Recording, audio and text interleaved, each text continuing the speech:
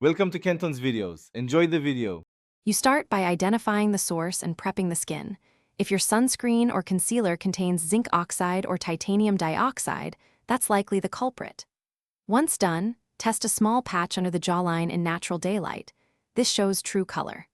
Make sure to have a damp makeup sponge, an oil-based cleanser, and a lightweight moisturizer at hand so you can begin correction immediately. Don't wait until it's fully dry or blended poorly.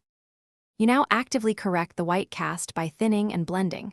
First, apply a thin, lightweight moisturizer to the area to slightly rehydrate powdery film and improve slip. Once done, pick up a damp sponge and use press and roll motions to shear the product outward. This breaks up the white particles and spreads pigment evenly.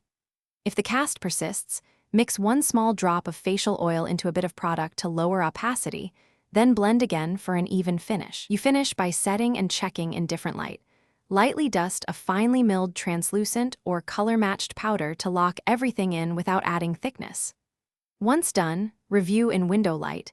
If the white cast is still visible, consider switching to a chemical SPF or a tinted mineral formula with pigment to neutralize whiteness. If problems persist, remove the area with an oil-based cleanser and restart the correction steps. This resets the base and prevents layering more chalky product. Thanks for watching. Consider subscribing if we helped you.